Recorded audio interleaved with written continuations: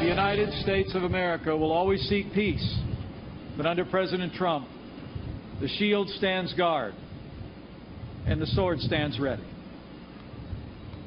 Rest assured, under President Trump's leadership, the United States will continue to protect our people and our allies, and to strengthen the bonds between us today, tomorrow, and every day that follows.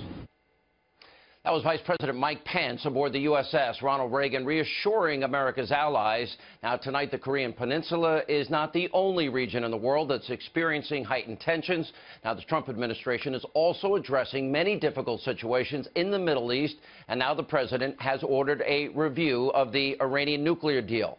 Now, starting tomorrow, I will be reporting from the region. I'll be in Israel, where we will cover the very latest. Joining us now, former spokesman for the U.S. ambassador to the UN, Richard Grenell, and from Circa News, their senior foreign national intelligence correspondent, Sara Carter. Sara, let me start with you.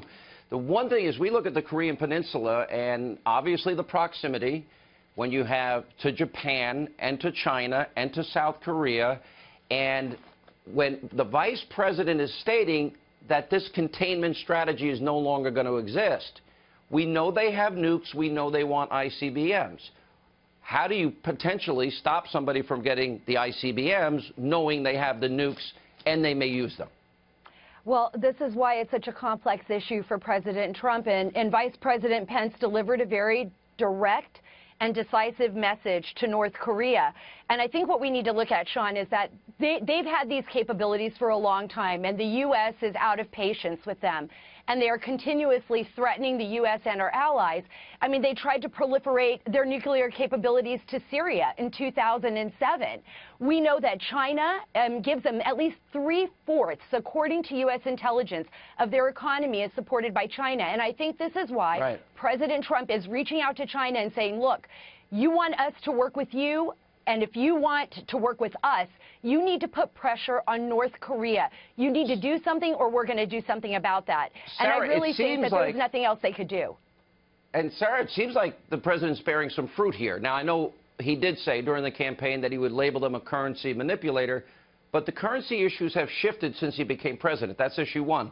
Number two, they put 150,000 troops on the border. That shows a sign of strength. Number three, they sent coal shipments from North Korea back to North Korea that were headed to China, and now they're importing American coal. The third thing is they've said publicly that they may themselves, through their own newspaper, state-run newspaper, they may take out North Korea's sites, and they're willing to open new trade negotiations with America. That seems to be bearing a lot of fruit right now, and a potential brand-new alliance that nobody anticipated. Yes, absolutely, Sean. And I think that this is something that President Trump can work on. I mean, the Chinese are smart. They are not stupid. And they understand that Kim Jong-un is a threat to them as well. So they are going to play this very safe right now. They're going to look at their options here. They're chess players. I mean, this is how the Chinese operate. And they're going to see what's going to be best for China. How do we make this relationship work? How do we continue to put pressure on North Korea and get what we need from the United States? Because remember, China needs us too. And, you know, so this is a very, very complicated issue, but it's one that I think President Trump is playing very well right now. And, you know, that's why we're going to wait and see what the response from North Korea will be. Kim Jong-un is out of options. He really is. He can continue to make these threats, but we know for a fact that right now his missile tests have been failures. And so he knows he's cornered. What he decides to do next will be up to him, but I think China's going to play a huge role in that. All right, Rick, let's look at these emerging new alliances. Number one, it looks like we had a real breakthrough with China when the president of China met at Mar-a-Lago with the president. But similarly, this president has already met with the Crown Prince of Saudi Arabia, the Prime Minister of Israel, who I will be seeing tomorrow. He met with President General al-Sisi of Egypt and King Abdullah of Jordan. And it seems those five countries together, including us, the Saudis, the Israelis, the Jordanians, the Egyptians, and the United States, that there is an opportunity that may exist now that never existed before. What do you make of the changing alliances? Well, one thing, as a diplomat, I can tell you, the increased dramatic diplomatic activity between President Trump and Vice President Pence has been enormous, backed up by the fact that there's a credible threat of military action behind that diplomacy. Diplomats succeed when they have behind them a credible threat of military action. That did not exist in the Obama administration. It's no wonder our diplomacy failed. One thing that we can see, this increased activity has already benefited us. You suggested and showed us how the Chinese went back and immediately put 150,000, possibly 175,000 troops on the border. The North Koreans see that. Now we see Vice President Pence immediately go to the region. He's meeting with the Japanese, the South Koreans, the Australians, and others. I can tell you that diplomats love this. They see a plan. They see a credible threat of military action. And what they're saying right now is the United States is a leader.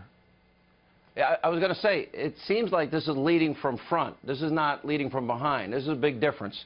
I've got to imagine if America can create the alliance with the Jordanians, the Egyptians, the Saudis, and the Israelis, that would be a dramatic shift and create more potential to prevent Iranian hegemony in that region. If we get the Chinese working with us on the North Korean problem, well, that helps, you know, Seoul, that helps South Korea, that helps the Japanese, and American relations with Japan, with the Chinese, right? Yeah, there's no question. Our allies are dying to see an action plan. They're hungry for U.S. leadership, and that's what they're getting. Trump is not getting enough credit for the diplomatic side. Everyone's focusing on the military action that has taken place, but his increased diplomacy is amazing, and that's what should be applauded. Yeah, and by the way, that's the art of the deal, Sarah. We'll give you the last word. Yes, and I think that Iran's getting this message loud and clear, Sean. I mean, this is something that we know they have violated the sanctions. Trump is sending a message to them as well with the review of these sanctions, and I think the rest of the world is patiently watching to see what their next move is going to be. All right, guys, we'll be watching closely. Thank you both.